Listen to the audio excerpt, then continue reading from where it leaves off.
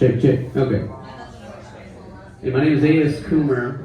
We host this poetry reading once a month. It's usually on the first Sunday, but due to scheduling conflicts, it is obviously not the first Sunday of the month. But next month, we do not have any features, so it'll be an all open mic poetry night. So we'll probably do like 2 or maybe 3 rounds of poems, depending on how many people sign up. Let's see here. The usual stuff. This is a safe space for poetic expression. This isn't a place for bigotry of any kind. Please don't jeer or heckle. We are a supportive community. Though we don't believe in censorship, content warnings for especially sensitive material are appreciated. The open mic sign-up sheet is right here next to this thing of cookies. So sugar is your enticement. Sign your name up, get a cookie. We'll start that after the features. We're going to start with Yvonne Morris. Yvonne Morris was born in Kalamazoo, Michigan, and began writing poetry there as a child. She moved to Kentucky as an adult and earned an MA in Mass Communication from the University of Kentucky. She worked in publishing in Lexington and Cincinnati, then moved to Elizabethtown, where she taught communication courses and was a full-time writing specialist at ECTC. She has been on the editorial staff of ECTC's The Heartland Review for many years. Yvonne's most recent chapbook of poetry is Busy Being Eve, published by Bass Clef Books. Her work has appeared in various journals, including One Art, MacQueen's Quinterly, the Galway Review, the Main Street Rag, and elsewhere. Everybody, put your hands together. This is Yvonne Morris.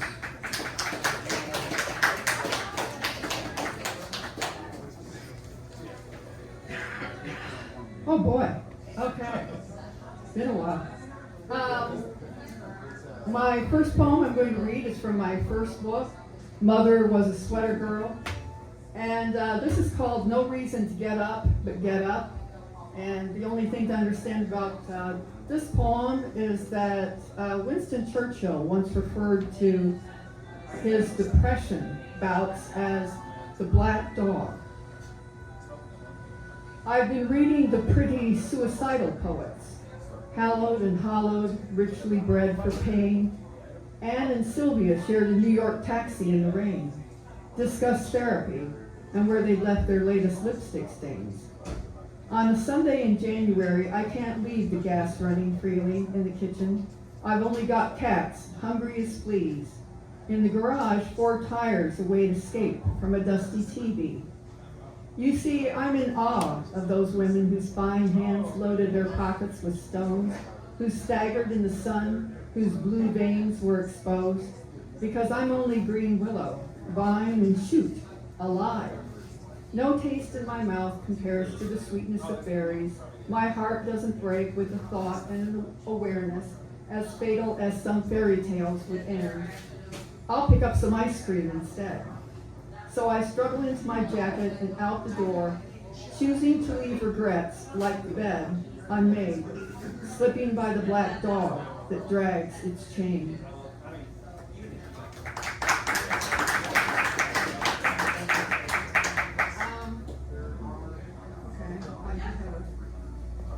This is a very short one that was reprinted recently in Ellie Literary Magazine. It's called The Double Dragon.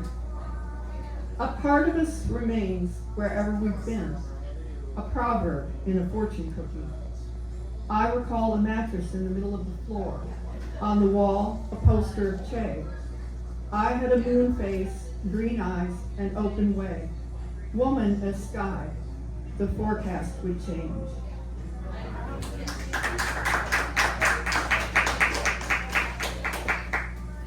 Ooh, a little levity, I think. This is called A Real Cowboy, and I will just say I did write it after attending a writers' conference in Indiana many years ago. At the Broadway Tavern in Madison, Indiana, a skinny man under a big hat holding a tall beer sidles up to a local at the bar and calls out, "You can tell a real cowboy by how he rides." But the local just smiles back so serenely that this cowboy howls, "I can ride anything with fur on it." I look up surprised from my Aussie Shiraz, while my friend with his shot of rum sighs. Ain't no call for that attitude, Rum grumbles. And while feeling a bit fuzzy, ready for a tussle, loosely nodded and a little tipsy from the wine, I reply, well then giddy up.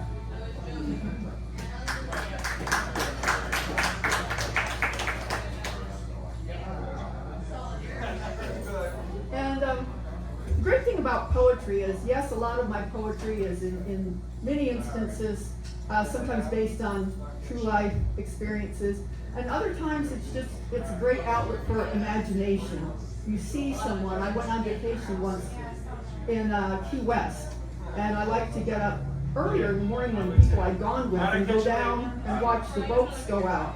And the men getting the boats ready, to take them out. And I remember seeing this one young guy, and he looked kind of sad and wistful.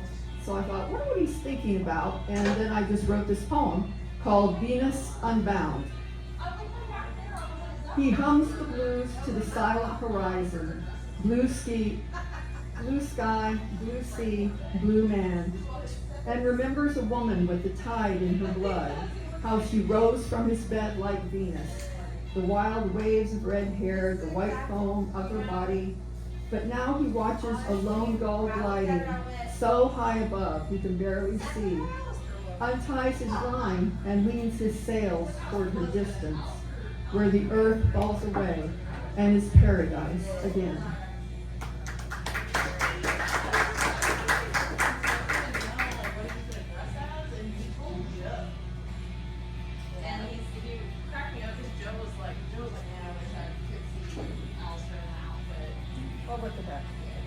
Speaking of beginning with the beginning, the title poem for my first book, Mother Was a Sweater Girl. And my mom grew up, she was born in Knoxville, Tennessee, but her father died when she was very young. Her mom remarried and they moved to a rural area in Indiana. And at that time, during the Great Depression, I guess they were kind of like the reality stars of the day. My mom liked to read newspaper accounts of people like Bonnie and Clyde and Babyface Nelson and Machine Gun Kelly and John Dillinger, who sometimes hung out in Indiana. Mother was a sweater girl. Mother was a sweater girl who swore she'd seen Dillinger standing on the running board of a coupe, speeding down the dirt road she lived next to outside Montpelier, Indiana. A place she dreamed so hard of leaving that she ordered herself a suitcase. And her mom and dad laughed, but she colored her lips blonde red and found a man she couldn't get rid of.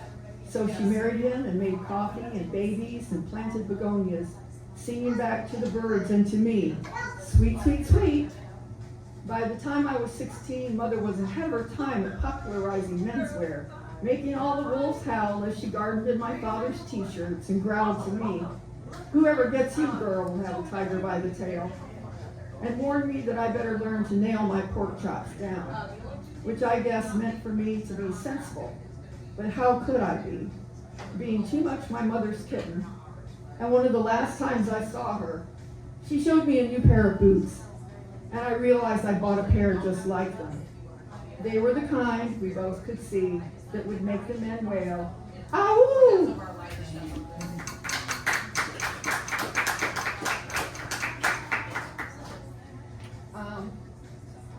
And I guess in the interest of time, I better move along to my second book. No? Yes? We're good. Okay.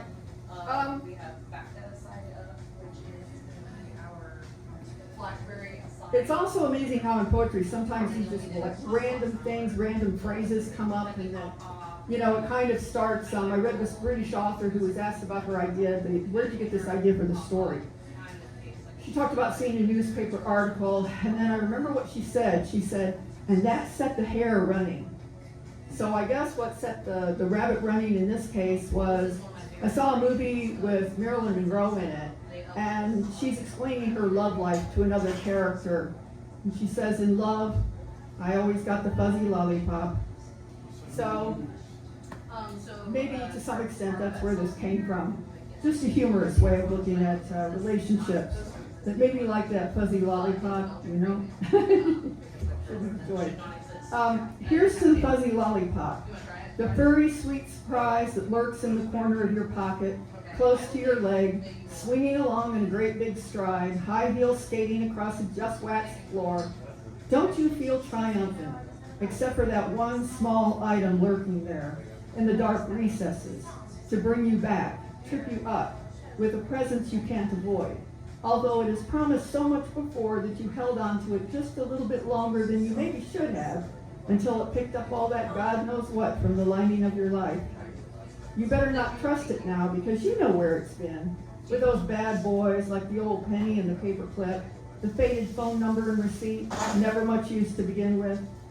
Your common sense tells you to spurn this sucker, but your lust argues that Lent can't be fatal, can it?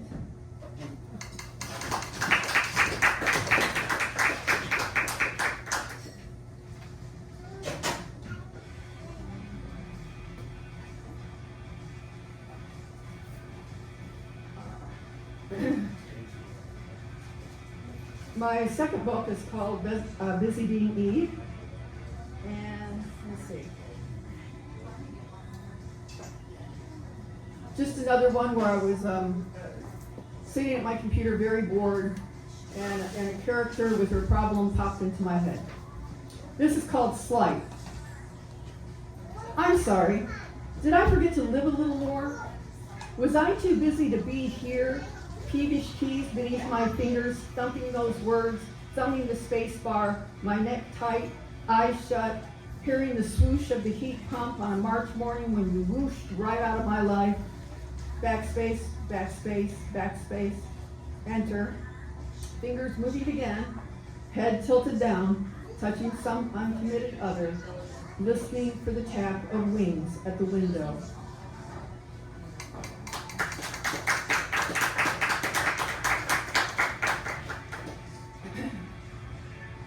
And here's the odd character sketch. And this is to several of my creative writing professors. How the professor taught creative writing. The professor asked so many questions that the students complained to administrators that they had no guidance, had to think too much on their own. He gave them no grade for their dialogue, they said, and would sometimes cut his own class, where alone at home, his eyes no longer the crystal lakes that had lapped the edge of childhood dreams. He smoked in bed and drank on his feet, following the stars with one finger, wondering if words could steer them.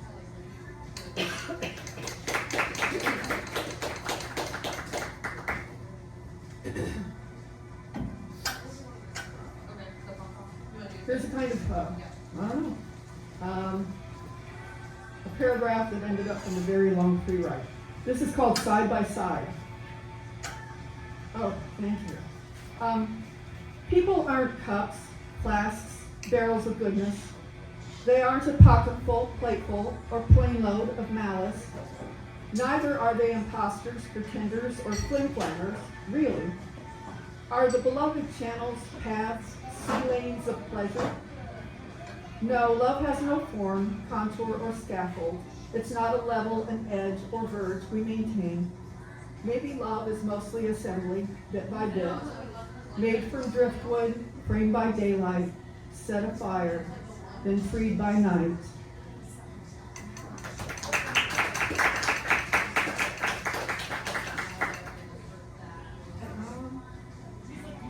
Another one based on a somewhat true experience. Early impact. My 5-year-old brother was Superman. His mighty bath towel tied around his shoulders, he leaped from the tall sofa toward an old wicker chair there on the screened-in front porch. Summertime in Michigan, no air conditioners then, just a big window fan, draped shut against the sun, shadows field deep, blackening a shelf of childhood classics. I remember my brother's sudden screams, blood dripping from his forehead after he thumped onto the floor. I used his cape to stem the seeping real redness, called out for my mom to come now. Superman crashed in an instant, but the past will soar by scarred for years.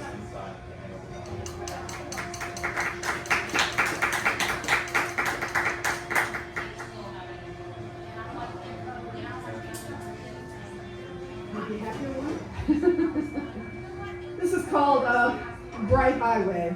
You know, sometimes you just feel optimistic in spite of yourself. The cursor stops at the last word dropped on the dead-end page, the latest plaything. I'm restless, but suspect it's pretty good practice to rise and listen to the old clock's patient beat, to climb up from this still chair, to unfold packed away dreams, to look at the bright highway, to make believe in a fresh trail, an open run of dog-legged two lanes to follow, away from any bitter pill and the peanut butter people.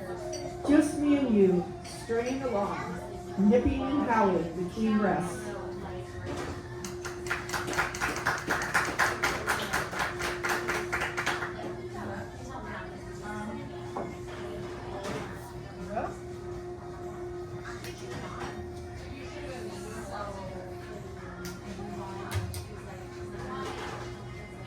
How many do it per time?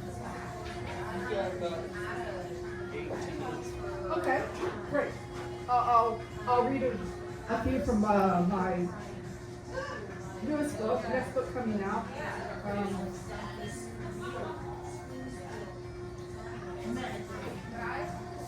Sorry, it's kind of a mess.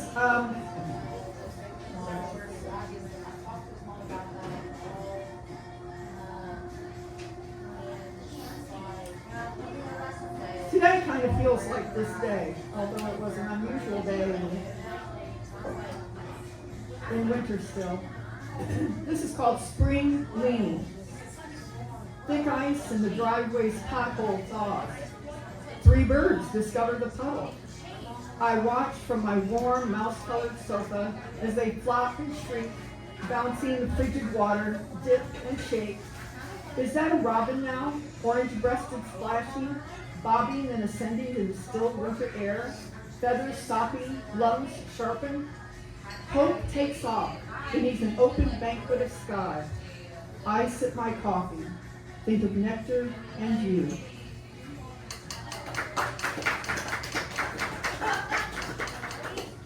And this is the title poem. Small animals.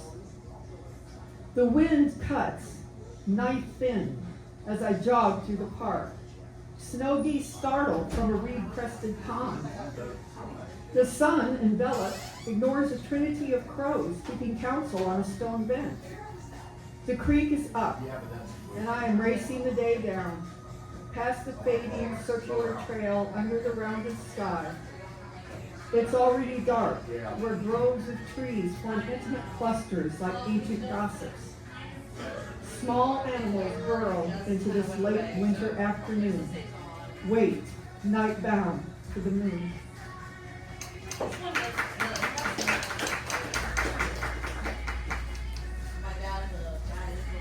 I guess you can tell I walk a lot in various parks. Here's one called We're All Philosophers in the Park. So we'll get over our cool, count the ducks, describe the turtle's deliberate pose, the swan's stroll, sweep these hands over the lake's wrinkled olive green skirt, measure the heron's gaze, pretend we're the small girl poised atop the tall slide in all her unintended grace.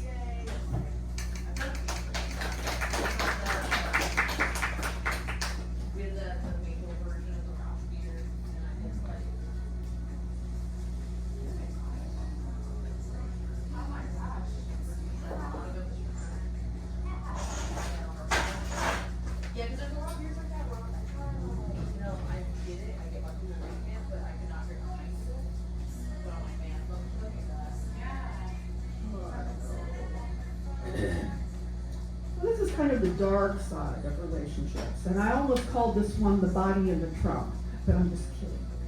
It's called Cold Creep, and an editor of a journal wanted me to amend the title, so I finally came up with one he was happy with. You said you got tired of waking up on strange kitchen floors, cold tile, gritty like chin stubble against your sticky cheek. Of course you played guitar, but gave up life on the road for love, for cigarette burns on your sleeve, like every good Marxist. And when I asked you why you left the band, you admitted the fist fight on stage over a woman. But I knew the answer before I asked the question, didn't I? You told me how you stood outside your ex's trailer at night, crept among the trees to watch you arrive. Something darker soon predicted. I'd grow tired too after that final January drive to your apartment, the blistering moon slicing through my windshield. Got a little bit dark there for a minute. Here's another kind of autobiographical one from many years ago. Well, it explains itself. This is called Elk Rapids.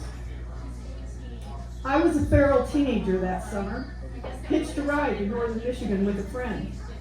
We moved in with 2 artists, a writer, a weaver, 1 band. I was the youngest, but I gathered wood for the open fire, hauled water from the closest well, made tin can stew with sandy potatoes, rolled cigarettes from loose tobacco too. Got bored, got a job in a canning factory. The cherry crop needed to be tended to.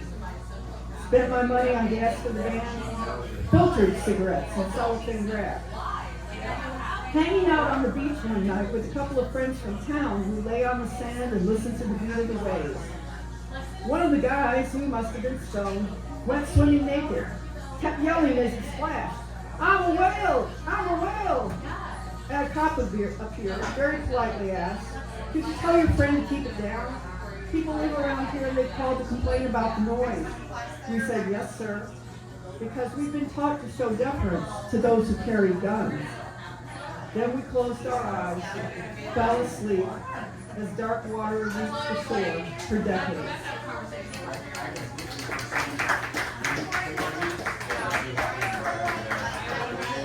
One minute? One more, yeah. Okay.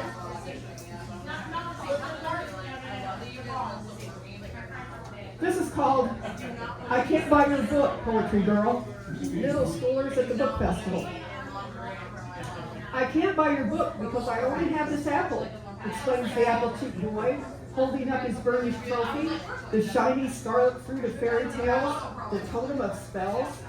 The image of his smile beams a flash of sass amongst composed customers browsing tables. Moments later, another child appears before me and inquires, "What do you write?" When I tell her, she points a finger, proclaims, "You are a poetry girl." And so it was to be, then in the realm of festivals and ever after. Thank you so much.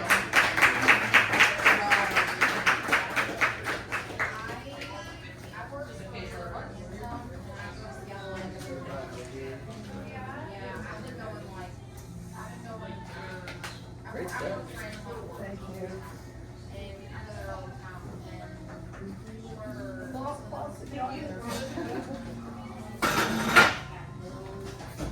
Everybody, that was Yvonne Morris in the town, yeah.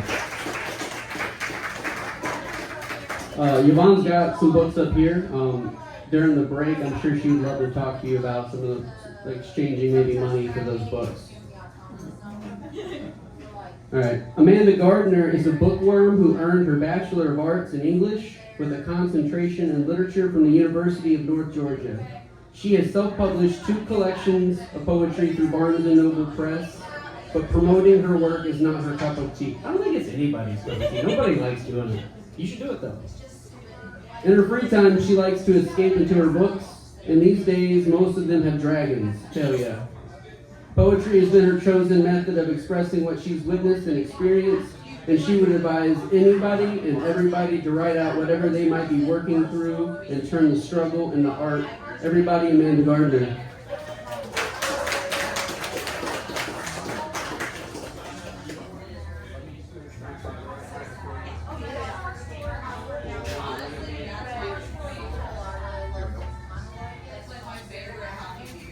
Hi everyone.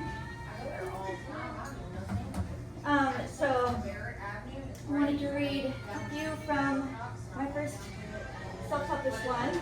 I wanted to write some sort of inspiring pieces as well, but I also use writing as my therapy, so I'm also going to be reading some that I didn't include in this collection.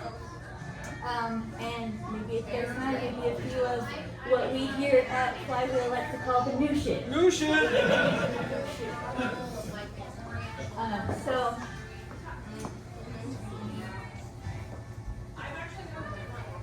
the first one is called Be Careful of That Fire. Be careful of that fire, girl, the men cried out to me. You'll burn us all straight to the ground, and then where will you be? Be careful of that fire, girl, that danger that you hold. And if not properly contained, will kill far more than cold. Be careful of that fire, girl, they added with a shout. Once you get it going, there are men that can put it out. Be careful of that fire, girl, it's nothing you can tame. They didn't seem to realize that I was made of flame.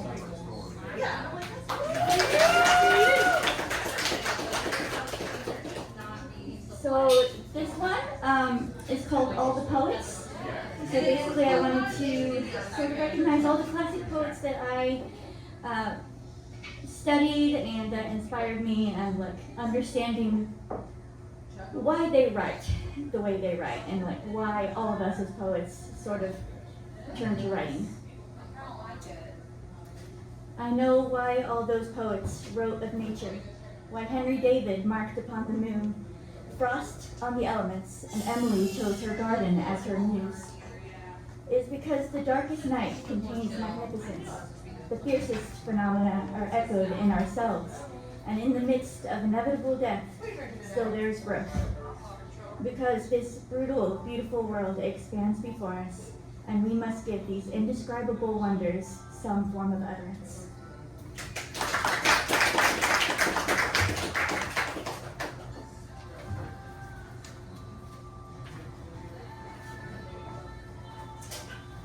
This one is called One.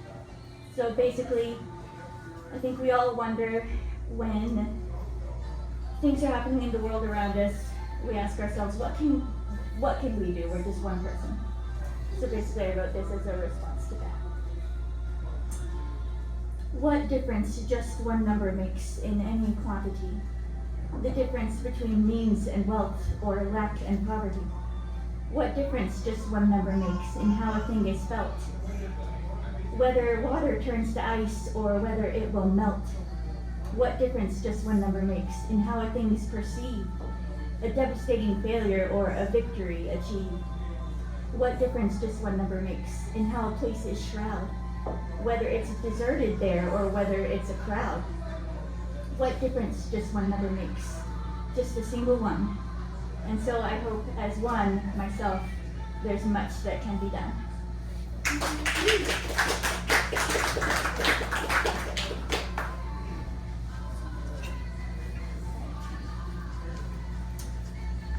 And this one is called To Look at Endings Differently, because endings always make us sad, but also there can be some beauty in them.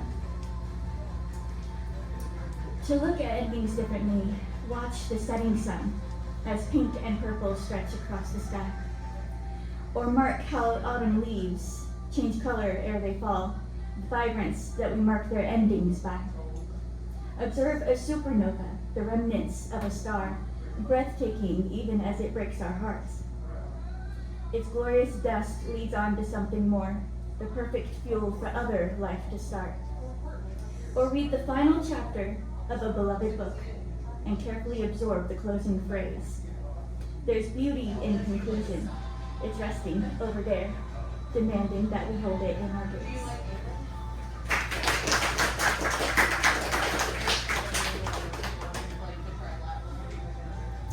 How are we on time?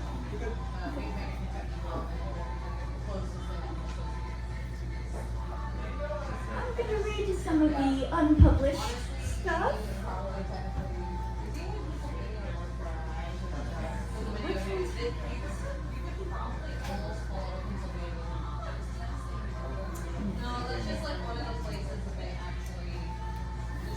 This was written about a year ago, and it kind of, everything going on in the world, I just needed to sort of express that. If you ask me what's wrong, I'll answer everything. One city on fire, another frozen over, a convicted felon about to take the oath, essential health care too often inaccessible, children sent to school to practice hiding under desks, systemic inequality, pernicious and pervasive. I know what you'll say. It's not everything. Not everything is wrong.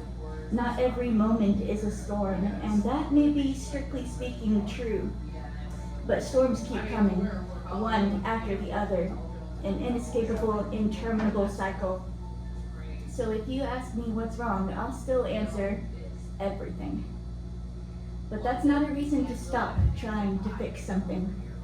And maybe while we're here, even when we don't want to be, we can fix a million somethings together over time, making everything just a little less wrong.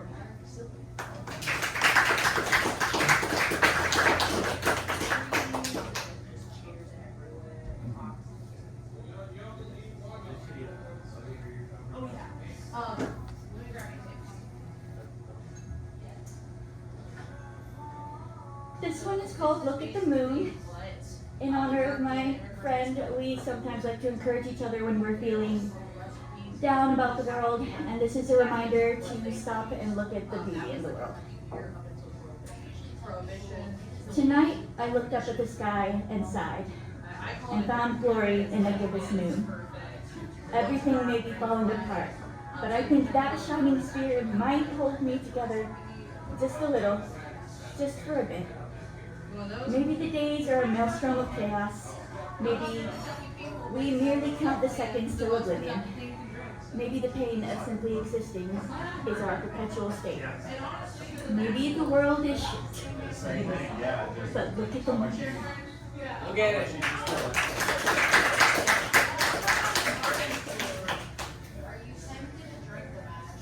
Yes, because the beer level tastes just like that.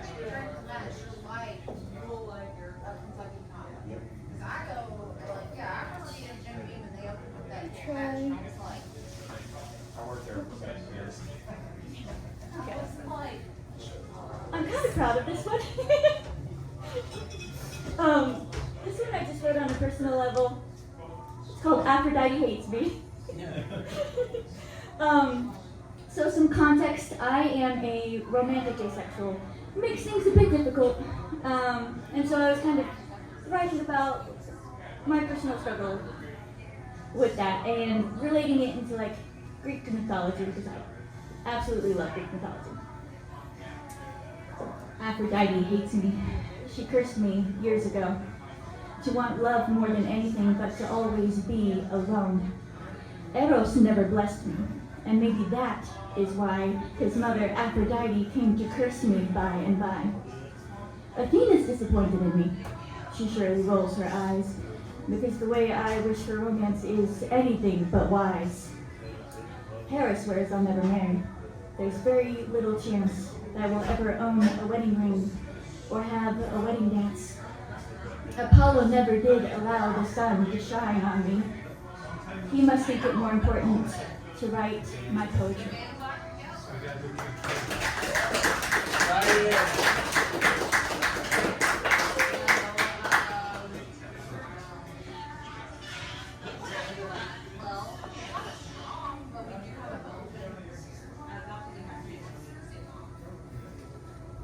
This one is called Smile. I basically wrote this because if you just casually meet me out in the world, until you get to know me, I'm pretty smiley and bubbly, and you might think, oh, she's a very cheerful, optimistic kind of person, but there's a lot under the surface.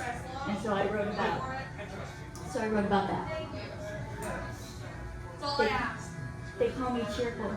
They think me bubbly, but there is so much I'll never let them see. They only know my happiest expression. They've never guessed my struggle with depression. They call me positive, but they don't see me weep. They've never seen me sob myself to sleep and wake up puffy-faced from the night's tears. They've never guessed my loneliness and fears. I try to embody encouragement, for them at least. One of us should make it. It just won't be me. Trapped inside myself, I'm actually nihilistic. Nothing really matters. I'm just being realistic. I was born a dreamer, all believing, but life has since turned into too much grieving, too much pain and too much sorrow, with little chance of less of it tomorrow. And I have struggled with this for quite a while, but they would never know it from the way I smile.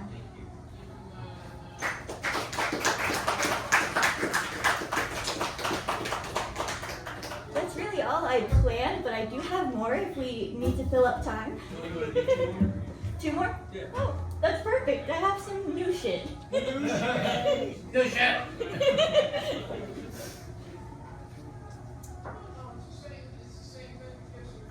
Okay.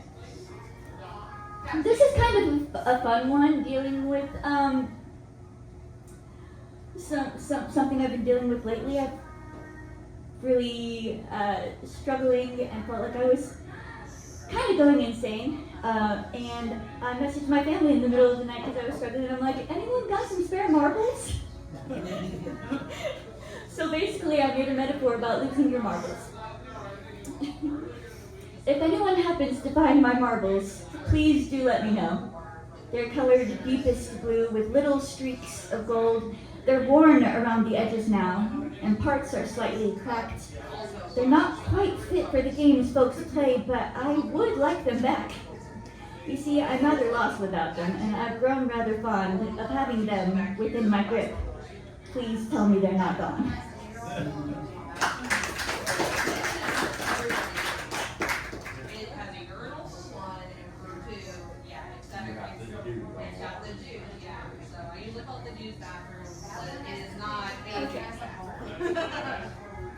Last one.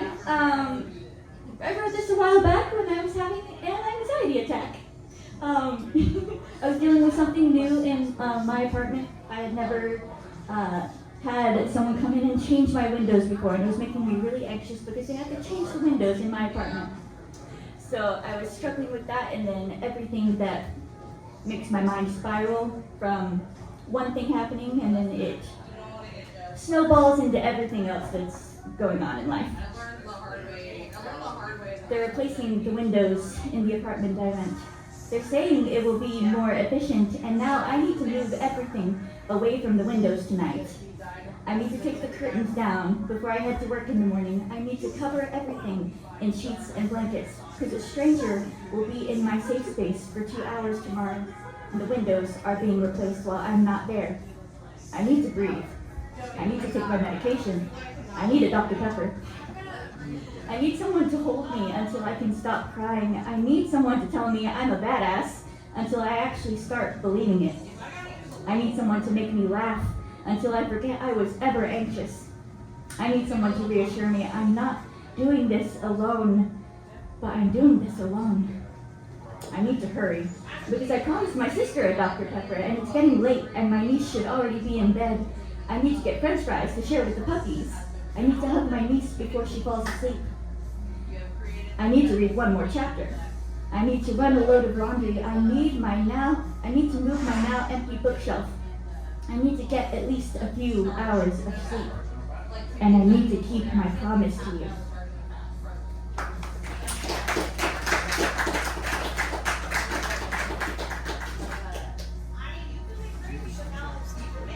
You dropped something.